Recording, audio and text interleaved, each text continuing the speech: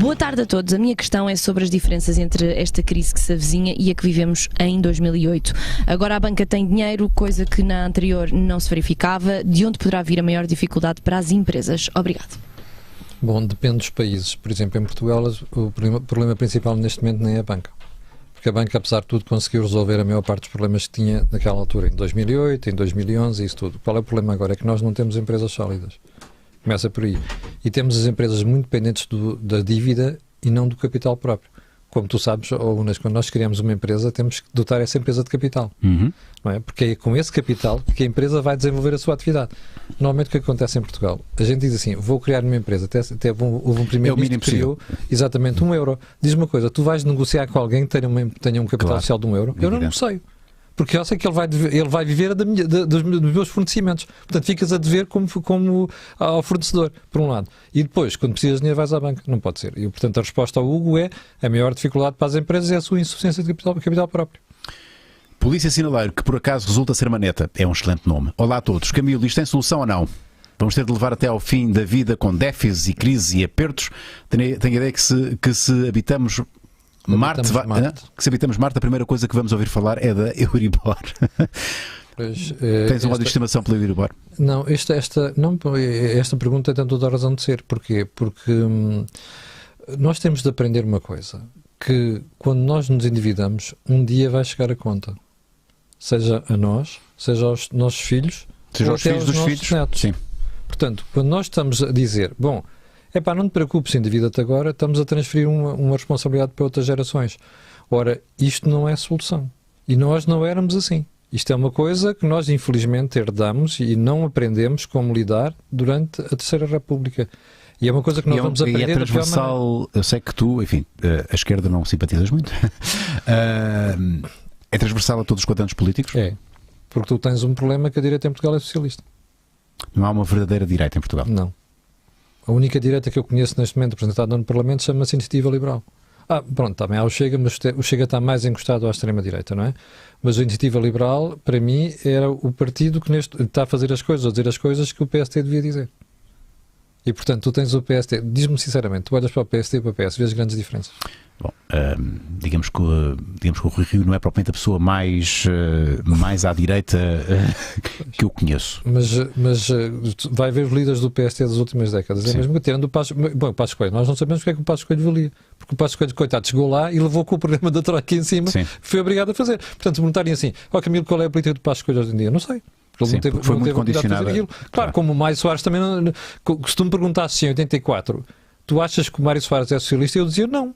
Porque ele estava a aplicar a política do FMI, é a mesma coisa. Portanto, aquilo que o Passos Coelho passou foi aquilo que o Mário Soares passou em 84. Não é? Sim, apenas cumpriu o caderno de encargos que tivemos que... Porquê? Porque nós estávamos tão rotos, do ponto de vista financeiro, não tínhamos quem nos emprestasse dinheiro e, portanto, disseram assim, tens aqui o cardápio, aplica-o. Agora faz. Claro. Vamos aproveitar as perguntas e vamos a mais outra. Temos Maria. aqui o Daniel Mota, que foge aqui um bocadinho do tema. Então. Olá, Camilo e equipa. Gostaria que se falasse das origens do Camilo, por duas razões. Então. Em primeiro lugar, porque sou de Monte Gordo e gostava de saber mais sobre os momentos da vida do Camilo passados aqui neste nosso concelho. Histórias curiosas da sua infância e juventude e o que mais gosta deste nosso cantinho. Em segundo lugar, para que se fale de Moçambique pela guerra que está a acontecer e por que razão nada se fala nos meios de comunicação aqui em Portugal. Exato. Aperta com eles, Camilo. Espero que não te cales e não cedas a pressões. Um grande abraço. Camilo, é ótimo. O que é que te apetece dizer sobre isto, Camilo? Olha, eu percebo porque é que ele fala ali em Monte Gordo, porque quando eu vim de Moçambique, não é, com 15 anos, fui parar a Covilhã e depois da Covilhã fui parar ao Algarve. E fui parar ali a Cabanas e depois fui para Vila Real de Santo António. Portanto, é por isso que ele fala aqui em Monte Gordo. E depois fui fazer o 12º ano na Tavira e a partir daí vim para Lisboa e fiquei cá sempre. Mas há aí um passado algarvio... Há ali uns anos passados no Algarve, sim senhor, é daí a referência. E em relação a Moçambique é o país onde eu cresci. Eu fui para lá com 3 anos, meu pai era militar, foi lá colocado, e eu cresci lá. E voltei de lá com 15 anos. Porque é que Moçambique e Angola, para mim, são um bom exemplo de como é que nós não deixamos pessoas formadas naqueles países e por isso é que eles geriram mal aquilo, não é? Ou seja, aquela autogestão correu mal. Sim, a responsabilidade não é só nossa, é também deles. Mas a coisa que mais me entristece, eu tenho ido a Moçambique muito nos últimos anos, porque andei a tentar ajudar o Ministério da Saúde a informatizar os hospitais e o sistema de saúde. porque aquilo é uma desgraça, desse ponto de vista. E, portanto, um dia falaremos sobre isso com algum cuidado, com algum detalhe. Mas o que mais me entristece é eu chegar ao Hospital Central de Maputo e ver que o hospital tem coisas que ainda estão iguais a 1974. E tu olhas para aquilo e dizes assim, em Portugal não havia um hospital tão avançado. Repara, estávamos numa colónia e tu não tinhas um hospital tão avançado, talvez o Hospital de Santa Maria. Excetuando isso, não havia nenhum hospital com aquela qualidade. Tu olhas para aquilo hoje em dia e dizes assim, meu Deus, está igual.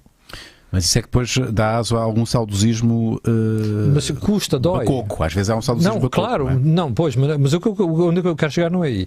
É explicar como é que os países não foram capazes depois de utilizar a independência e utilizar a própria capacidade de se governarem para poder modernizar isto, não é?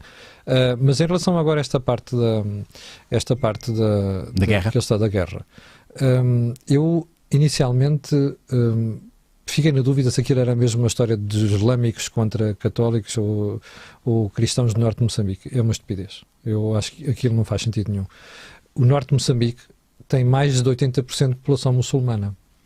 Eu, quando era miúdo e crescia na Zambésia, que era uma província um bocado abaixo dessa zona norte do país, já a maior parte das pessoas eram muçulmanas. E a gente estava toda muito bem. Eu ia às festas dos meus amigos muçulmanos, eles vinham às nossas festas. Não era uma questão. Não é um assunto em Moçambique. Portanto, aquela história lá em cima, aquilo é bullshit. Aquilo cheira muito mal. Então, como é que explicas? Porque aquilo é artificial. Em minha opinião, é artificial. Porquê quem é que está a artificializar aquilo? Porque alguém deve estar interessado em conseguir uns grandes contratos de defesa e de segurança que valem dezenas de milhões de dólares. Onde há merda, há sempre alguém que beneficia com ela. Estás a ver? Sempre. Esse é que é o problema. Não me venham com a história de Al-Shabaabs do norte de Moçambique. O norte de Moçambique é islâmico. Portanto, o problema não está aí. Aquilo cheira muito mal. Assim como cheira muito mal um exército que fez a guerra de guerrilha contra Portugal, contra os portugueses, não é? E conseguiu ocupar posições importantes no norte de Moçambique, nomeadamente onde está a acontecer aquilo, Cabo Delgado, Moeda, que são sítios onde o meu pai teve a prestar serviço militar. E o meu tio, que era administrador de posto, conhece muito bem. E eu lembro perfeitamente disto quando era miúdo. Aquelas zonas eram zonas de guerra, perigosíssimas e controladas pela guerrilha. Oh, Rui, desculpa lá. Então, as Forças Armadas de Defesa de Moçambique não conhecem aquilo. Sim. Conhecem aquilo com uma palma das mãos. Se tu puseres lá militares portugueses dos comandos hoje em dia, eles limpam aqueles tipos no instante. Levam porrada à mesma, sim. Claro. Mas limpam aquilo no instante. Mas não tenhas mais que na dúvida. Portanto, aquela história para mim está muito mal contada.